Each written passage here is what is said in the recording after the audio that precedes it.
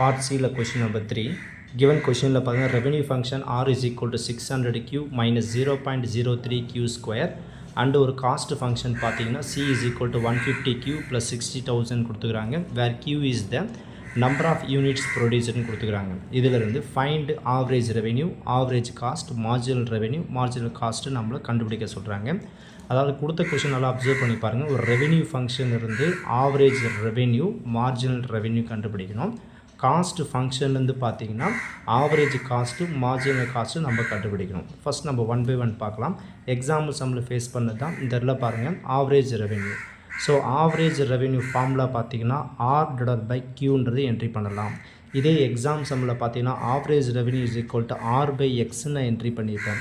இந்த இடத்துல எக்ஸு பதிலாக ஏன் கியூ போட்டோம் பார்த்தீங்கன்னா கொடுத்த கொஷினில் ரெவென்யூ ஃபங்க்ஷனில் ஆர் இஸ் ஈக்குவல் டு இந்த பக்கம் என்ன வேரியபிள் கொடுத்துருக்காங்க பாருங்கள், கியூ என்ற வேரியபிள் கொடுத்ததுனால நம்ம கியூன்னு என்ட்ரி பண்ணோம். சப்போஸ் கொடுத்த கொஷினில் இங்கே 600x மைனஸ் 0.03x ஸ்கொயர்னு கொடுத்துருந்தாங்களா, இன் டேர்ம் ஆஃப் எக்ஸில் கொடுத்துருந்தாங்கன்னா நம்ம எக்ஸால் டிவைட் பண்ணோம், அவ்வளோதான். ஸோ இந்த டிஃப்ரென்ஸ் செய்யும்போது உங்களால் எந்த சம்மும் உங்களால் சால்வ் பண்ண முடியும்.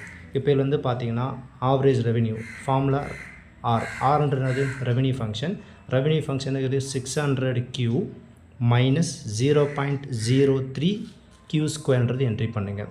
ஸோ இதில் டிவைட் பை கியூன்னு இருக்குது. ஸோ டிவைட் பை கியூன்றது பாருங்கள், இது காமன் டிவைட். ஒவ்வொரு டேர்முக்கு என்ன பண்ண தனித்தனியாக ஸ்ப்ளிட் பண்ண முடியும்.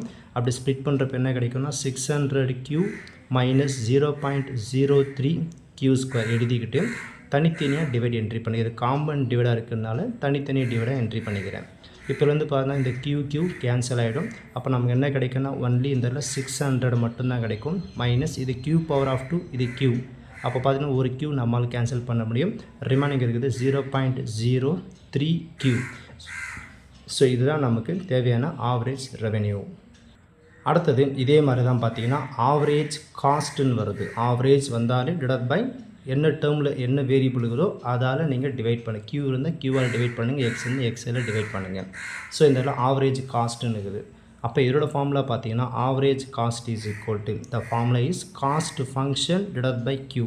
இதில் பார்த்தீங்கன்னா காஸ்ட் ஃபங்க்ஷன் சி கொடுத்துக்கிறாங்க. இன் டேர்ம் ஆஃப் வேரியபிள் எதில் இருக்குது ஈக்குவல் டு இந்த பக்கம் கியூ இருக்கிறதுனால டிவைட் பை கியூ என்ட்ரி பண்ணிக்கிறேன்.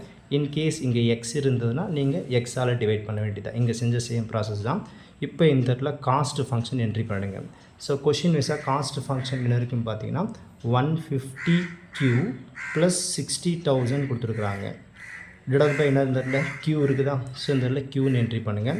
இந்த Qன்றது காமன் டிவைட், ஒன்றுக்கும் தனித்தனியாக நம்ம ஸ்ப்ளிட் பண்ண முடியும். அப்படி அப்ளை பண்ணுறப்ப என்ன கிடைக்குன்னா 150Q டிவைட் பை Qன்னு என்ட்ரி பண்ணுங்கள் ப்ளஸ் 60,000 டிவைட் பை Q. ஏன்னா ரெண்டு டேர்முக்கு இது காமன் டிவைட்னா தனித்தனியாக ஸ்ப்ளிட் பண்ணிக்கிறேன். இதில் இந்த Q கேன்சல் பண்ணிடலாம். நமக்கு என்ன கிடைக்கும்னா ஆன்சர் இந்த இடத்துல 115 என்ட்ரி பண்ணுங்கள். ப்ளஸ் இதில் Q என்ற டேர்மே கிடையாது, ஸோ அதனால் இதை அப்படியே என்ட்ரி பண்ணிங்க.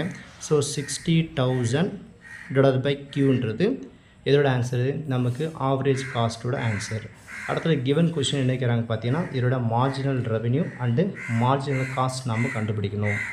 ஸோ நமக்கு தெரியும் மார்ஜினல் ரெவென்யூனாலே நம்ம என்ன பண்ணணும், டிஃப்ரென்ஷியேஷன், அதாவது மார்ஜின்ன்ற வார்த்தை வந்தாலும் நம்ம டிஃப்ரென்ஷியேஷன் அப்ளை பண்ண வேண்டியது தான்.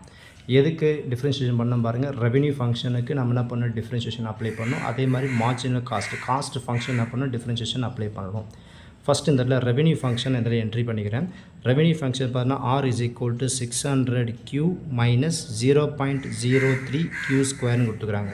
So marginal revenue that is நம்ம டிஃப்ரென்ஷியேஷன் பண்ண போகிறோம். இதில் வந்து பார்த்தீங்கன்னா differentiation with respect to equal to இந்த பக்கம் என்ன வேரியபிள் பாருங்கள் Q இருக்குது. அப்போ Qவால் டிஃப்ரென்ஷியேஷன் பண்ண போகிறேன். அப்போ சிம்பிள் என்ன கிடைக்கும், D பை DQன்னு கிடைக்கும். இந்த இடத்துல வேரியபிள் R இருக்குனால DR by DQ. DR by DQ தான் மார்ஜினல் ரெவென்யூ. இல்லை நீங்கள் MR இஸ் ஈக்குவல்ட்டுன்னு போட்டாலும் தப்பு கிடையாது. MR தான் DR பை DQ. இதுதான் மார்ஜினல் ரெவென்யூ. வித் ரெஸ்பெக்ட் எதில் டிஃப்ரென்ஷியேட் பண்ண போகிறோம், Qவில் நம்ம டிஃப்ரென்ஷியேஷன் பண்ண போகிறோம். டிஃப்ரென்ஷியேஷன் ஃபார்மில் உங்களுக்கு தெரிஞ்சது தான், ஏற்கனவே நம்ம நிறைய சம்மில் பார்த்துருப்போம். With respect to differentiation of x power of n is equal to என்ன கிடைக்கும், n into x power of n minus ஒன்று இதோட ஃபார்முலாவாக இருக்கும். இப்போ பார்த்தீங்கன்னா வித் ரெஸ்பெக்ட் எதில் பண்ண போகிறோம், Qவில் பண்ண போகிறோம். இந்த இடத்துல Q இது பவர் 1, அப்போ Q பவர் ஆஃப் 1 இது x power of n. So அவ்வளோதான் வித்தியாசம். எக்ஸ்ன்றது நம்ம Qவாக இருக்குது, nன்றது 1ஆக இருக்குது. 600 into q. ஸோ ப்ராடக்டில் நமக்கு q டேர்ம் இருக்கும்போது 600 ஜீரோ பண்ணக்கூடாது. சப்போஸ் வெறும் 600 ப்ளஸ் க்யூன்னா 600 ஜீரோ பண்ணலாம். ப்ராடக்டில் நம்பர் இருக்கும்போது ஜீரோ பண்ணக்கூடாது. க்யூன்ற டேர்ம் இருக்கும்போது ஜீரோ பண்ணக்கூடாது. அப்போ இந்த 600 டேர்ம் அப்படியே வச்சுங்க. Multiple of q power of 1. இந்த இடத்துல எக்ஸ்ன்றது q, nன்றது 1. ஃபார்முலா வைஸாக அப்ளை பண்ணலாம். nன்றது பார்த்தீங்கன்னா 1. ஸோ அப்ளை பண்ணுங்கள். 1 இன்ட்டு எக்ஸ்ன்றது நமக்கு க்யூவாக இருக்குது. q power of n minus 1. So nன்றது நமக்கு 1. ஃபார்முலா வைஸாக இந்த இடத்துல 1. ஸோ இதை டிஃப்ரென்ஷியேஷன் பண்ணி முடிச்சிட்டோம். அடுத்தது மைனஸ் 0.03. ஸோ இது ஒரு கான்ஸ்டன்ட். இன்னும் ப்ராடக்டில் கான்ஸ்டன்ட்டும் க்யூவும் இருக்குது. அப்போ அது கான்ஸ்டன்ட் அப்படியே வச்சுக்கிறீங்க. q பவர் ஆஃப் 2 டிஃப்ரென்ஷியேஷன் பண்ணணும் வித் ரெஸ்பெக்ட் இதில் க்யூவில்.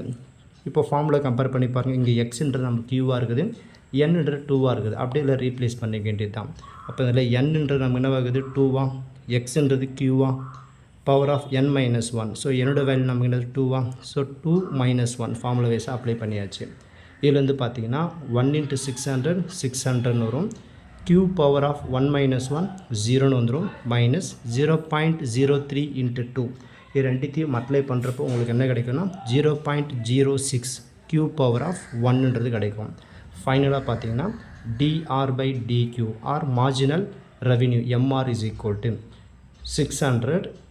anything power of 0 value is 1. 1 into 600 minus 0.06 q. பவரில் 1 நம்ம அப்ளை பண்ணாலும் சரி விட்டாலும் சரி. இதுதான் மார்ஜினல் ரெவென்யூ.